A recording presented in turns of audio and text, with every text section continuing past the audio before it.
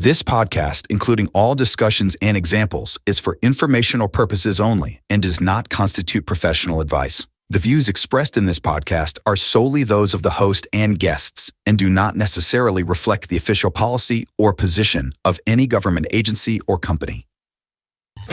Today, ADS's Director of Federal Sales, Sean Johnston, discusses his time as a United States Marine, his career ascension at ADS, and how government efficiency fits within our mission. This is From the Dive Shop. Hi, everyone. This is Hillary Warren, and this is From the Dive Shop. I am joined by my co-host, Jen Edwards, and we are very excited to introduce to you Sean Johnston, the Federal Sales Director for ADS. Hi, Sean. Hi. Hello, Welcome. everybody. Thanks for coming Thanks here. for having me. Appreciate it. So let's just start off with you telling a little bit about yourself. What got you where you are today? That's a great question. I can give you a little bit of my background prior to ADS. That'd be if great. That helps. Yeah. So I was born in New Jersey, but raised in Poconos, Pennsylvania. So I was there for majority of my life, and went to school there, obviously, and went to my undergrad there at East Stroudsburg University of Pennsylvania, where I got my bachelor's degree in business management.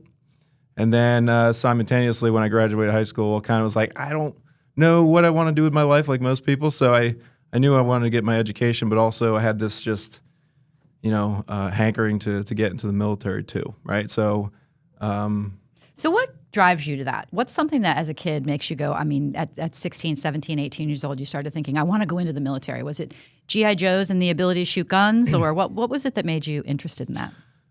Yeah, it's a couple different things I'd say. Where I grew up, it's not a big military town, right? It's not like Virginia Beach where we're surrounded by it all the time. So my graduating class actually had a large number of Marines, people that went into the Marines. And that was just random, I think, personally. Good recruiter in the Poconos. I guess so. Or there just wasn't a lot going on there. I don't know. But I knew growing up that I had that need or want to do something more. My stepbrother also joined the Army National Guard in 2001, I want to say around there, right when things got pretty interesting. Oh, okay. And so he was a little bit older. He's 3 years older than I am. So he had that influence on me. Me personally, I grew up playing sports, right? I was a baseball, basketball, football player in high school. And, I always just knew I had the ability to keep that going.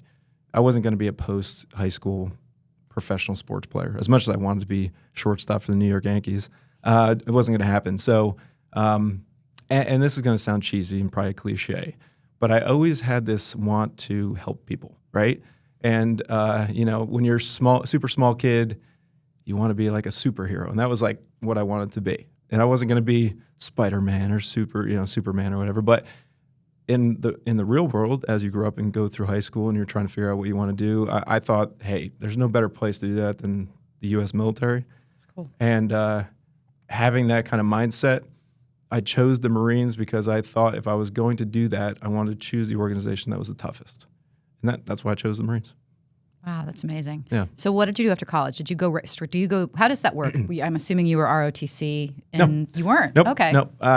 You really made this hard on yourself. I really did. I was blindsided. I blindsided myself, actually. I went to college for the first semester, straight out of high school, and it was just different for me. I just didn't really connect with it as much as I thought, or most people did right out of high school. So I went to the recruiter literally October of that year, 2005, and talked to them and got signed up to be ready for boot camp in January. Wow. So I decided to take a break immediately from college after one semester and just say, hey, I'm going to dive into the Marines and try to get as much as I can out of them. And I chose to go the reserve path because, number one, I didn't know that was a thing in the Marines. Two, my stepbrother was also National Guard, so he kind of did that 1 week in a month thing. And also, I thought it was just an opportunity to get the best out of both worlds. I could be in the Marines, serve my country, and then also get an education on top of that. That's great. Mm-hmm. So what happened after college? I ended up graduating and getting out of the Marine Corps around the same time. So I did 8 years. And the reason it took so long on the college side was because, the balance is pretty difficult to do the military as well as get an education. But also I had a deployment in there. So I went to Iraq in 2009 and, I put a pause on things for a little bit. So, And there's obviously a big reality check coming back from something like that, and it just took a little while for me to adapt. So eventually I got my head straight and finished my education, my degree. Can you talk a little bit about Iraq, or Yeah. do you want to talk a little bit? If you don't want to talk about it, totally I understand. don't mind. Yeah, not at all. It was a privilege. Like, I got to do what I signed up to do, which is it was awesome to do. So in 2009, my unit, MWSS 472 out of Willow Grove, Pennsylvania, shout out. We were tasked to go to Al-Assad, Iraq, where we did. Personally, I was an MP, right, 5811, so I was a field MP. Not the guys who give tickets on base, which is a misconception, but I was a guy who actually was in the field, and we were tasked to do convoy security for the airfield we were attached to, right? So anytime they had to transport sensitive or high-dollar materials from fob to fob or base to base, my unit did the convoy security for that. So I was tasked to be an MRAP driver, in which case, that's what we did. We just, every week, every other day or so, we did a convoy out to different areas across Iraq. We would obviously provide the security, and then we would stay at that fob or place for a period of time and then work our way back, whatever the mission dictated. On top of that, we had a separate duty of a QRF, Quick Reaction Force.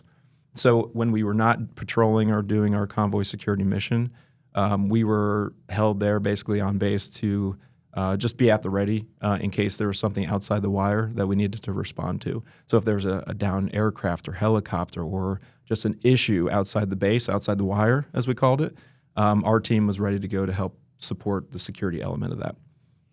So that was kind of a short summary of my time, yeah. So you spent some time in Peru while you were in the Marines as well. Can you tell us a little bit about that? Yeah. So part of the reserve duties is you have to spend time in the summer usually to do more of an extended period of training or whatever it might be. This was probably circa 2007, I want to say. We actually were tasked to go to Peru it was actually a joint humanitarian effort. So we worked with Navy, Air Force, Army, all those different components in Peru to help support.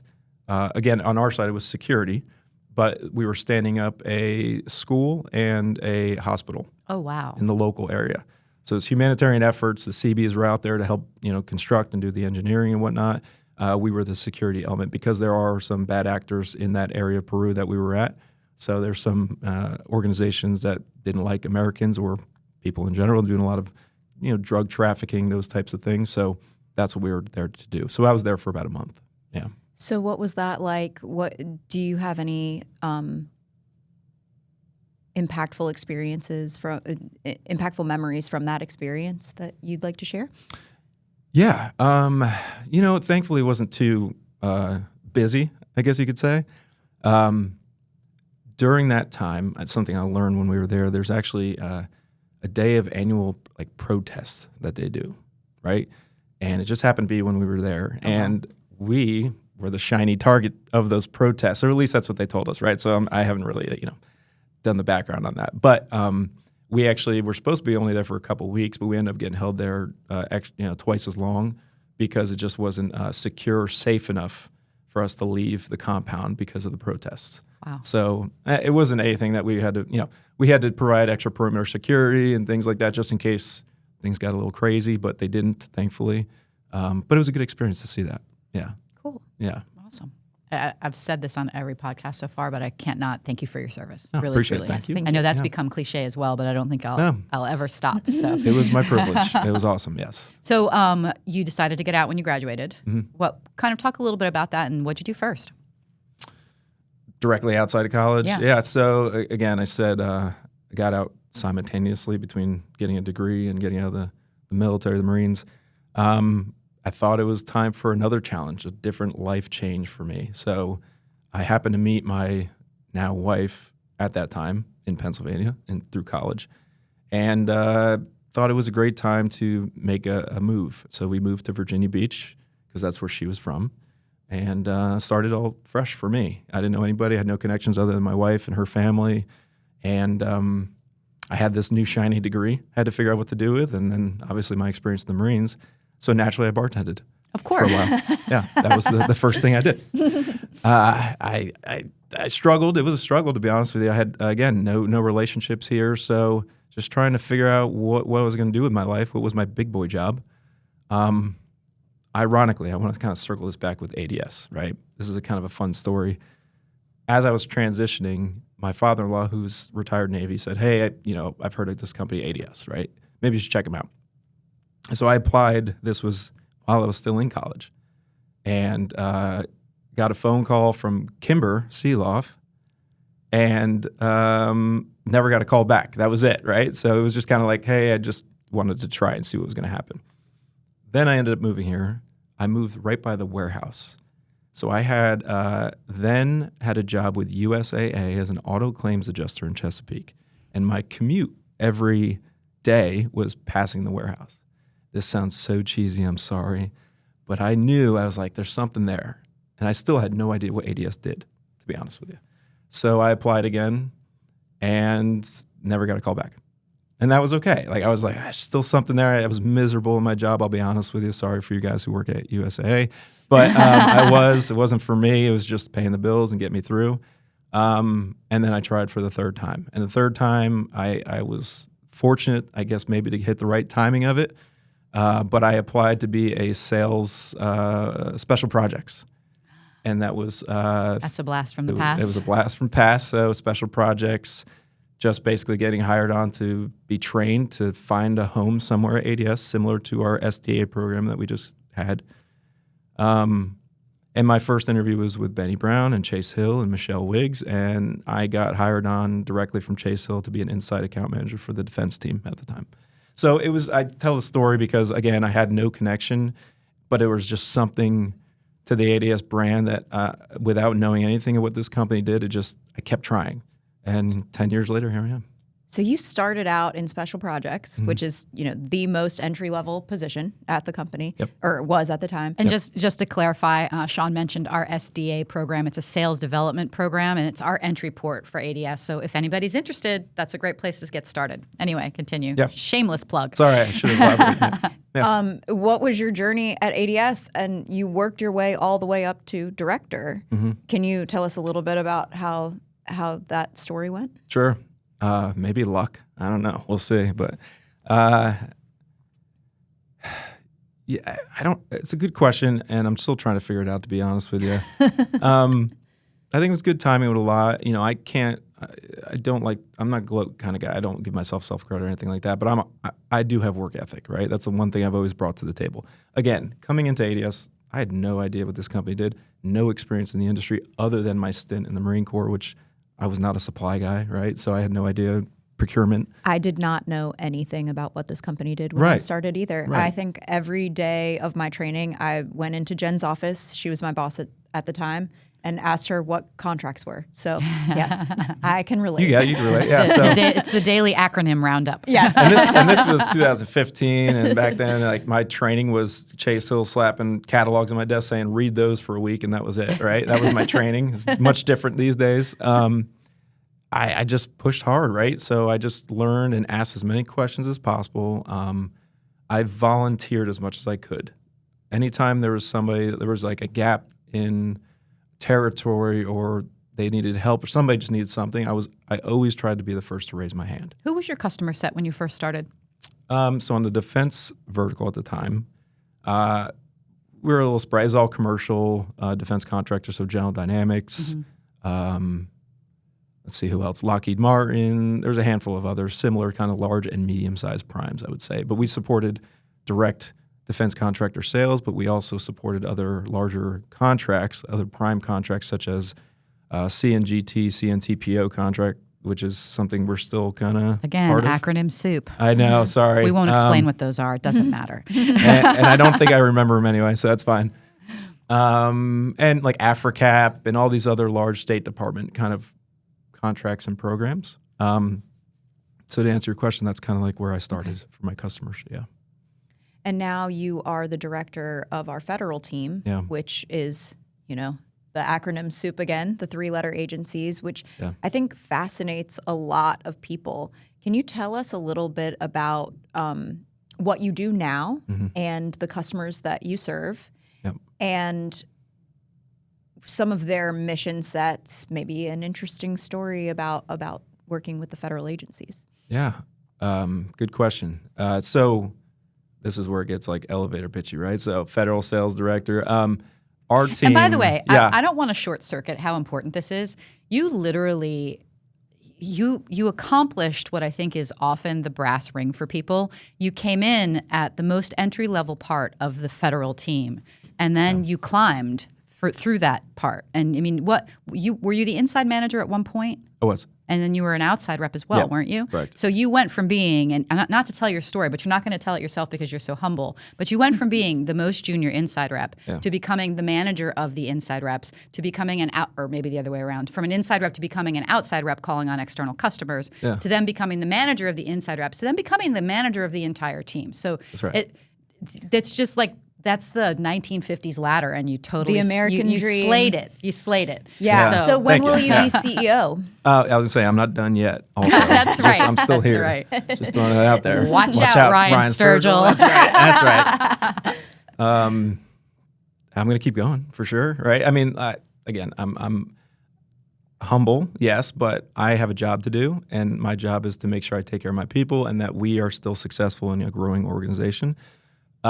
Now dish some CIA dirt for us. Yeah. Right. Anyway, going back to your original question. So all federal agencies being non-DOD, non-international, that's pretty much the easiest way to think of what we are. So the alphabet soup of DC is what I call it. Anything related to DHS, the Department of Homeland Security, Department of Justice, was State Department, but we recently branched that off into our international component. Was state and local as well, but we decided that we wanted to go a different route there too. So that was definitely a part of our team for a while. So we are strictly focused on federal law enforcement at this time, right? So just to give an idea of who like our largest kind of customer base are, who we support the most would be Customs and Border Protection, Secret Service, Coast Guard, FBI, U.S. Marshals. We do work with the intel agencies quite a bit. So you won't even say CIA. I know, you're not allowed to. We can. You can, sure. Right, all those guys, right? Yeah. So yeah, I think I don't know if there's a single story to point out for any of those specific agencies, but what I think is the coolest of what ADS brings and offers to those agencies is help the customer identify all the protective equipment that's going to help their agents and ultimately the civilians and citizens of the United States. You know, for example, like we do this through multiple direct contracts, IDIQ and BPA contracts, which we are pretty good at as a team. And any, like, let's say the body armor for the FBI or all the drones you see at DHS flying around, whether it be Secret Service or Coast Guard, like we've supported that. And so that is huge for me. That's the value add I get out of this, is because the impact that we have, the fingerprint that we leave on some of these agencies that affect everyone in the United States on such a large scale. You guys have a complex business. You really do. Yeah. It's and I want to talk a little bit about Customs and Border Patrol because it's so relevant and so just hot for everyone right now. Yeah. But first, I want to hear: have you been to the CIA Museum? Because I got to go a couple years ago. And I'll never forget the experience of walking into Langley, seeing the stars. Like you felt like you were walking into a Netflix show. It was amazing. There's an entire museum, and it's about spy things. They have a letter that was written in Hitler's office by the colonel who actually helped clean out Hitler's office. And there's a fabulous gift shop. That's right, I'm plugging the CIA gift shop. I have the best pink coffee mug that has the CIA logo on it. It's so weird. It's like Spy Disney World. True. And when we went in, we had to sign like our lives away. I signed like a 50-page non-disclosure agreement just to buy a coffee mug. It was crazy. Yep. So I'm sure No you cell had that phones, experience. I've been there. Yes, I've been there. They actually have two museums, so next time you have to see the other one. Oh. There's the old museum that's a little bit smaller in the back, but yes, I've been to both. Yeah, So it's cool. It's one of the coolest experiences ever. You do kind of get the vibe. You're like, kind of got that someone's hugging you all the time vibe. That's at least what I got, because it's a pretty sensitive area. It was definitely one of the coolest trips I've taken for sure, and I'll be there again for sure. Yeah, no doubt. Well, keep me posted. I'm available. We'll I make might it need a new happen. coffee mug. You We'll don't make it know. Things happen. get broken. And I wanna go. I have Yeah. gotten stuff from the gift shop too. Yes. and fun fact, they have the one of the number one Starbucks in the country as far as volume sold on a daily basis. In case you were wondering. That does That's a not fun surprise fact. me at all. Do you know some of the reason for that? The parking lot is the biggest disaster I've ever seen in my life. It's massive. We had to walk miles after we went to the gift shop, Yeah. but it was worth it. Again, it's like Disney World, but for spies. That's right. Yep. I'm sure the CIA right now is tapping my phone. Like I'm in trouble because I've said it too many times. It's over. Someone's going to okay. come take me away. That's all right. But so the border mission, Yeah. I'm assuming ADS is heavily involved in helping with all of the things that are going on right now. Can you talk a little bit about that? Are you allowed to talk about it? Can you talk a little bit 100%. about how we're supporting that? Yeah, so we have a bigger team, multiple reps, calling on different areas of the border, mostly southern border, right, out of Texas and all those southern states. But we also are now shifting responsibilities and dedication to the northern border as well. Not as heavily trafficked, but as part of the conversation for sure. We've been supporting them for 15 plus years directly. We have multiple direct contracts with Customs and Border Protection, Border Patrol. They also are a very heavy user of our TLS contract, Tailored Logistics Support Contract. There's another acronym. We're going to do an entire podcast just with all the acronyms. I know. But, I mean, to paint the picture of what we're supporting them on, a lot of their aerial support and surveillance of drones, a lot of their ground surveillance as well. We are partnered with workwear outfitters who hold their the DHS uniform contract. So that's not just CBP, it's TSA and a handful of other DHS entities, but all the majority of the uniforms that they wear comes from us. Trying to think what else. There's maritime components to, there's what they call air and marine. So there's the air components and the marine components for Customs and Border Protection, and so we support them in multiple different ways as well. So there's a lot of things going on. Yeah. So in your support of the federal agencies, what are you hearing right now? Another hot topic. What are you hearing from them right now with regards to the cuts, with regards to government efficiency? Do you have any unique insight into what's going on? Yes, it's a mess a little bit. We're not heavily affected at the moment, right? Knock on wood. And you're talking about like the DOGE efforts, I'm assuming? Yes. Yeah. Mm-hmm. So yeah, I mean, it's a unique time right now because a lot of our customers and contacts are fairly quiet. Like they're keeping things close to the chest right now, simply because they also are living through this and they don't know what to expect. Right. We've seen some turnover because of that. We not too heavily affected by that either. But I think everyone's just kind of like on edge a little bit, I guess you could say. Yeah. Thankfully, the major agencies that we support are ones that are being looked at in a positive way as far as like border security, right? That's obviously like number one issue right now in America. So we think and we're confident that there's going to be less cutting or trimming the fat when it comes to those agencies as far as employees and whatnot, but more emphasis on giving them the budget they maybe didn't have in the past to help support the border mission and help protect America and obviously the migrant issue. So there's some agencies, right, that we're keeping a close eye on, FBI being one of them, a handful of others, just because there's that kind of period of uncertainty right now. Mm-hmm. But we feel confident it's going to be okay. So you've been in this role, you've been on this team for, 10 years? 2018. So 2018, so a little less than 10 years. Yep. But still, what are some of the coolest things you think you've been a part of? Whether they're opportunities areas where we were able to help the government, or just things that you've been able to see and influence. What do you think would be one of the coolest stories that you would tell? Oh, that's a good question. We try. I know.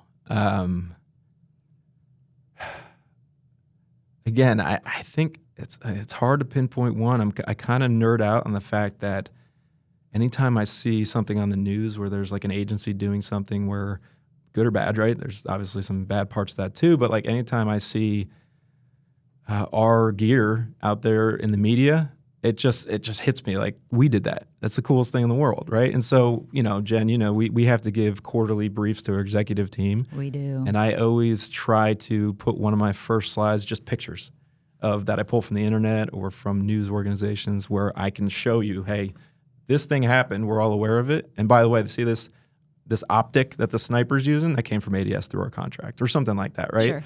It's just there's so many areas to pinpoint one or two. I just think the impact we have across the board is so awesome. Were you involved with the medical shelters in Africa? Yes. Can you tell us a little bit about that? Yeah. Did you go there? I did not. You did No, not? Okay. No. That was so that was part of the State Department team. That was part of our larger organization up until last year. So we had an opportunity to support allied nations and essentially building a turnkey kind of medical hospital, working with various different partners to do that. And was this, forgive me, I don't remember, was this the Ebola outbreak that this was for, or was I believe this something so, yeah. different? Yeah, Okay. correct. Yep. So it took a while. I mean, that was a very dedicated project. Took a lot of How our did that efforts. come to us? State Department, just our relationship with State Department through some of our Okay. contracts. This was a need, right? And so, but again, kind of the impact that we have is when we have customers like State Department come to us saying, "This is our intent. We need some sort of medical or hospital unit or situation overseas." They try to go traditional route and try to source things themselves and just go all over the place. We presented them at that time, hey, how about, since we're already supporting you through this contract or through our relationships, why don't you lean on ADS to help customize a turnkey solution for this? Work with our industry partners, whether it be on the expeditionary side or the medical side, and understand your list of requirements and what you're trying to get for this hospital, and let us just present something to you that is just one-stop shop, right? And that's what we did. So it took a while. It took a lot of efforts, a lot of partners in the space. But at the end of the day, we presented something that was exactly what they were looking for and a very attractive price within their budget. And it worked out. We made it happen. So we were able to fully deploy those medical units overseas. And we had a couple of our folks actually go out there for the handoff, which was nice. Yeah. Cool. That's really cool. Yeah. You've mentioned several agencies. Department of State. What is their mission, and how is that unique to the greater defense industry? So obviously ADS, our predominant customer is the DoD, but you have this unique subset of our business that offers you a look at some of these other agencies. Sure. And I just want to know how the mission is different between the DoD and like Department of State or CIA, CBP. Yeah, it's all kind of interconnected, to be honest with you. State Department does a lot of, like I mentioned before, just oversees allied nation support, and whether that's through equipment or actual services overseas or what we call butts and seats. So State Department will work primarily with these large defense contractors that have kind of a different capability set. In our case, we're just a really good equipment solutions provider. So we either work direct with State Department to help with the equipment that they need or the other countries are looking for, or we partner with the defense contractor that might be better at services or those butts and seats. We'll be the equipment portion of that, and then we'll support them through a large contract like AFRICAP or LOGCAP or one of these other big State Department programs. But kind of answer your question, State Department has many, many different areas of what they do. But where we primarily focus is different sectors. Like, for example, INL, right? I'll get a little bit more specific. State Department INL, which is International Narcotics and Law Enforcement. So they will work with different countries like Peru or Colombia or multiple, where we will provide them and essentially donate to them equipment that their security forces would need to help protect their citizens. And I think that's interconnected with our DoD because we have a lot of assets in those areas. So we might be providing the actual equipment that the DoD might be using to train these guys at some point. But State Department also does an element of those trainings as well. Yeah. All right, I'm going to pivot back to the thing you don't want to talk about. I'm coming back to you some Sure, more. no problem. I'd be really interested. It sounds like you've had some early in your career. You've had some really interesting, transition moments, but also at ADS, like I said, you've climbed the ladder.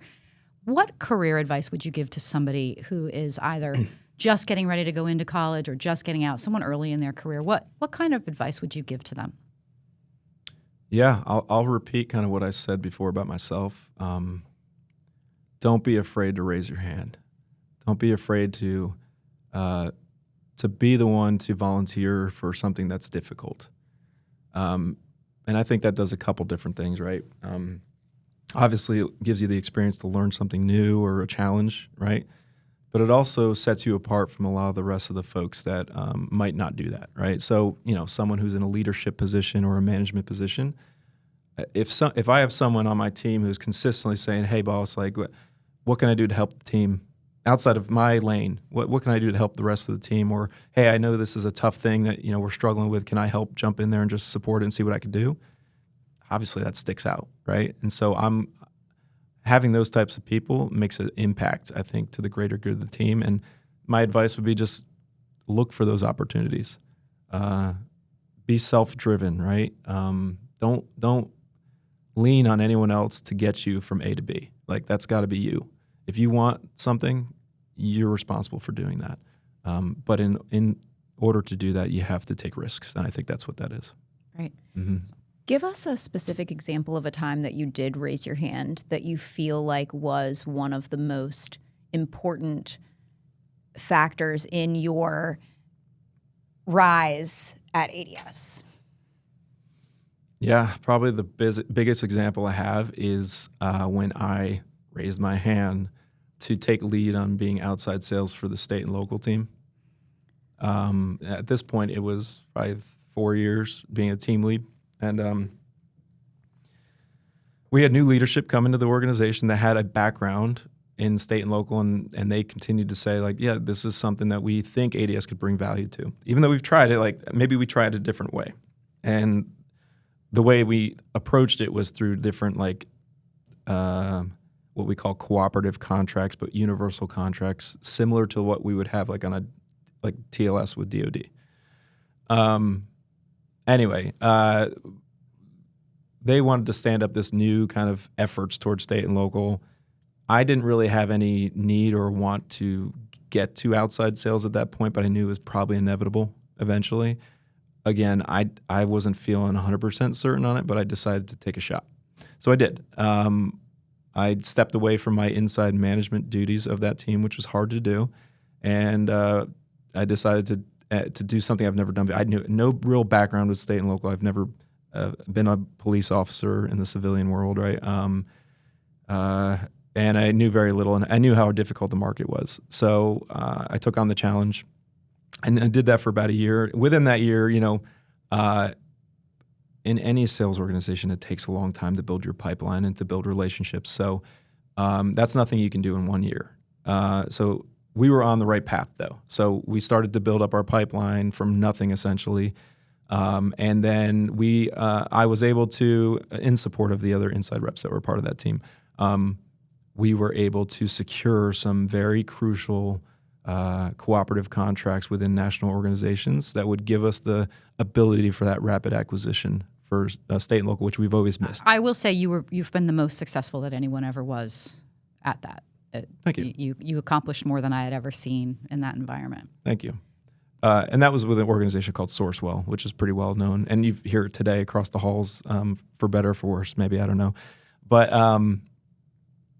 yeah, I guess to answer your question, right, to try to tie a bow on it, that was definitely the one time where not only did it elevate me to be able to get new experiences and kind of get that outside rep, professionalism, but ultimately it gave me the resume that I needed to get the director job at some point. Because to be honest, you need that experience in order to sit in this seat. It's crucial, in my opinion. So that's what gave me that.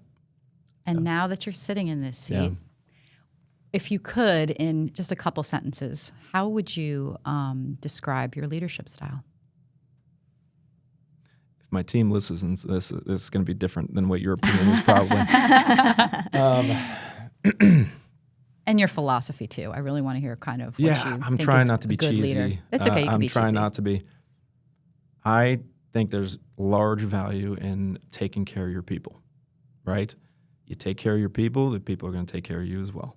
And a healthy organization with a healthy culture is going to breed that. And so I strive to make sure we hire the right people that have the same work ethic and drive that I mentioned before. They have, that's the baseline, right? And just to touch on that one more time, I always refer to that as the uncoachable John Madden, obviously legendary coach, he always said in football games, like, if someone did a really good play, like, oh, you can't coach that. And I always took that because there's elements of our job in sales where you could teach people how contracts are, or how to sell, or how to, call white space, whatever it might be. But there's certain elements that you can't coach. And that is that work ethic. That's the drive. That's the things the initiatives that they take to set themselves apart, right? And so the baseline for our team is to try to hire the people that have that. And then we teach the rest. So that and a positive culture. So for my management style is I am not, by definition, a micromanager by any chance. I give I like. Did you know that no micromanager thinks they're a micromanager? I'm not saying you're a micromanager. I really don't think you are either, but I do think it's funny that everyone says they're not a micromanager. Probably. Call some people out, maybe. Right. I don't know. Now, I'm pretty sure I say it, and I know there are times that I'm way up in the shorts of the people that work for me. Again, that wasn't intended to call you out. No, it's always funny. It's a good way to think of it. I just think there's value in giving the autonomy to folks to make the right decisions for their business. I try to teach people that this is their business, right? Forget ADS. Like, put your name on this, and the success of it is yours and your team's. So every micro territory on our team treats it as their own business. That's great. And so they have the ownership of that, right? In doing so, I'm there to guide them, to coach them, to be with them and train them, and to make sure that, administratively they're taken care of and whatnot, and that they're happy. And as long as we do those things, they have the ability to make the decisions for themselves with the guidance of me. And that's kind of my philosophy on that. And it's worked out so far. Yeah. I think that's great. Yeah, Thanks. and a common theme that we've heard today. Absolutely. We also interviewed your boss, Ryan Sturgill. Yeah. Both of your boss. Also my boss. Yeah. And he emphasized the importance of taking care of your people as well. And Jen is actually my boss, and I also feel like she one lives big that thing. that ethos. I sure do well. try to. I absolutely thoroughly enjoy getting to work with you regularly and Likewise. love the way that Likewise. you manage your team. So Same. thank you so much for spending time with us today. Is there anything else that you want to share? Because I feel like that was great and an awesome stopping point, and it's just been a pleasure getting to hear a little bit more about you. Yeah. No, this has been great. It's my first time. So thank you for making it so easy, and you guys are great. Fantastic. Thank you so much. Yeah. All right. Thank you guys so much for joining us from the Dive Shop. We will see you next time.